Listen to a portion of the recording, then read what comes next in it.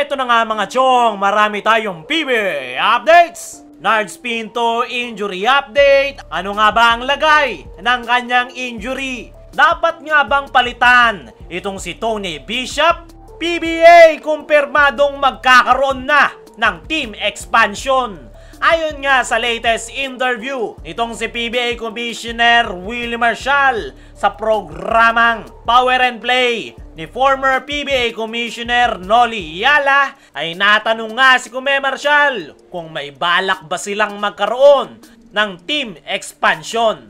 At ang sagot nga dyan ni Commissioner Willie Marshall ay as of now ay maganda daw ang itinatakbo ng PBA. At yan nga daw ang gagawin nilang advantage para makakuha ng team expansion. Para sa akin mga chong, ay magandang balita yan dahil napakaraming ang wasted talent na nasa labas ng PBA na hindi nabibigyan ng opportunity dahil kokonti lang ang mga kupunan. Meron namang inireveal itong si Kume Marshall na meron na nga daw siyang nakausap na 2 kumpanya na interesadong kumuha ng PBA franchise. Sinabi nga mismo ni Kume Marshall, may kausap na ako na matagal na. Nag-uusap kami. Biglang okay, biglang mawawala. Biglang nandyan na naman. Hindi ko matimpla kung ano ba talaga. Part ng mga usapan namin, all out siya eh. Biglang dahan-dahan, hindi ko matansya.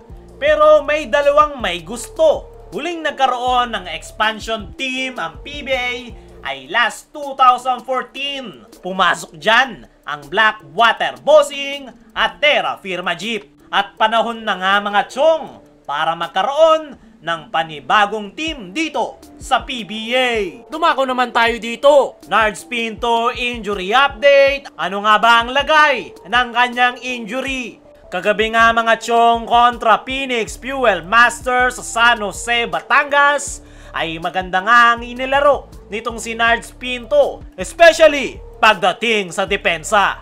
Pero hindi nga nito natapos ang laro matapos siyang mabigyan ng Phoenix import na si Jonathan Williams noong 3-minute mark ng second quarter. Suspected nga ng Ginebra Medics at coaching staff ay broken nose o may bale sa ilong ni Nards Pinto. Agad ngang dinala sa pinakamalapit na ospital si Nards Pinto para agad na ma-check ang kanyang ilong.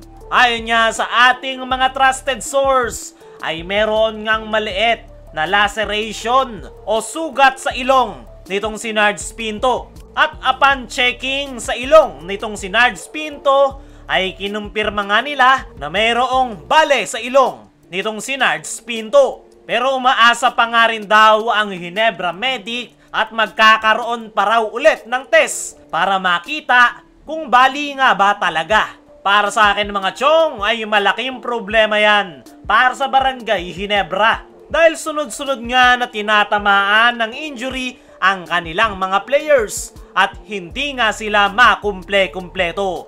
Nung nakaraan, si Scotty ang tinamaan ng injury sa tuhod. Ngayon naman ay itong si Nards Pinto. Ayon pa nga rin sa ating mga trusted source ay possible na 3 to 4 weeks mawawala itong si Nards Pinto dahil kinakailangan pa nitong i-recover ang kanyang nabaling ilong. Sana nga lang mga chong ay agad na makarecover itong si Nards Pinto at wala nang ma-injury pa sa kanilang koponan. Speaking of Barangay Ginebra ay dumako naman tayo dito. Dapat nga bang palitan itong si Tony Bishop? Kagabi nga mga chong ay nagawang ma-upset ng Phoenix Fuel Masters ang Barangay Ginebra sa score na 77-82.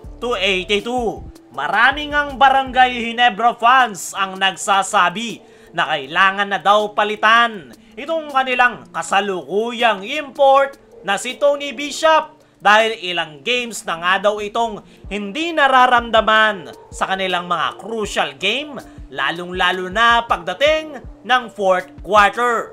Marami nga ang nakukulangan sa ipinapakitang performance nitong si Tony Bishop at hindi nga daw itong kayang mag-take over ng laro.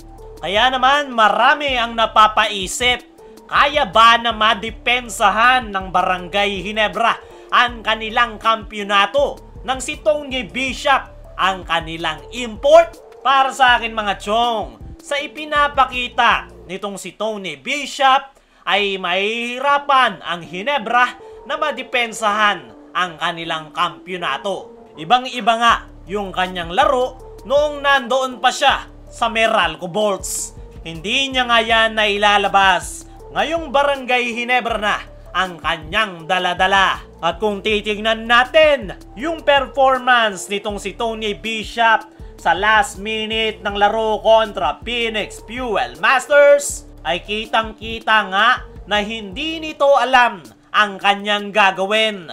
Tila natataranta at nawawala sa wisyo. Kaya naman, hindi nga siya maramdaman ng Barangay Ginebra pagdating ng mga crucial minute ng laro kung saan kinakailangan niya dapat na mag-step up. Balik tayo sa tanong, dapat nga bang palitan itong si Tony Bishop? Sa ngayon nga mga chong, ay nakakakalahati na ang Barangay Ginebra ngayong Commissioner's Cup at malaking sugal kung magpapalit sila ng import.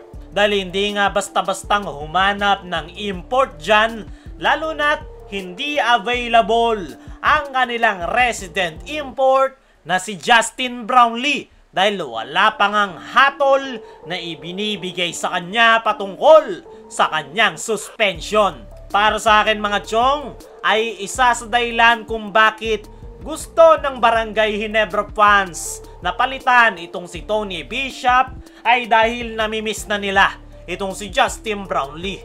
Iba naman talaga yung kayang may contribute ni Brownlee sa kanyang koponan, lalong-lalo na pagdating ng mga crucial minute ng laro dahil kayang-kaya talaga nitong i-take over at pangunahan ang kanyang koponan.